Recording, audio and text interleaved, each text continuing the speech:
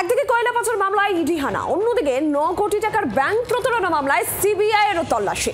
Lake town হাওড়াতে CBI হানা। 2015 সালের 7 অক্টোবর দায়ের হওয়া এফআইআর ভিত্তিতে ব্যাংক অফ ইন্ডিয়াকে প্রতারণার একটি মামলায় বিজয় কুমার বর্মার দায়ের করা অভিযোগের ভিত্তিতেই তদন্তে সিবিআই মোট 8 জনের বিরুদ্ধে মামলা দায়ের হয়। ठीक है, तो फिर आप ऊपर रहिए, थाने से आएगा आदमी। नहीं, आप लोग हैं कौन ये बताइए। हम लोग पुलिस से आ रहे हैं, पुलिस वाले हैं, पुलिस से आ रहे हैं। आप नीचे आइए, आके बाकी का करते हैं। नीचे आइए, आप बात करते हैं।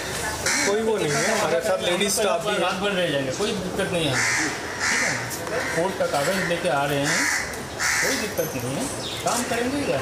आप लोग ज़्यादा हजार प्यार करेंगे, हम लोग भी यहाँ पे बैठे।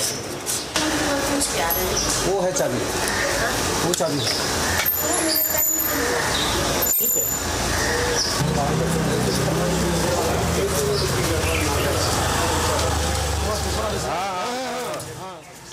ভুয়ো কাগজপত্র তৈরি করে ফ্যাব্রিকেটেড কোম্পানির ছদ্মবেশে ব্যাংক অফ ইন্ডিয়াতে 9 কোটি টাকা প্রতারণা মামলায় কলকাতা এবং হাওড়া সহ একাধিক জায়গায় সকাল থেকে বড়সড় তল্লাশি অভিযানে সিবিআই এর এফআইআরে যে 8 জনের নাম রয়েছে তার মধ্যে 6 জন ব্যক্তি এবং 2টি ভুইফোর কোম্পানি রয়েছে।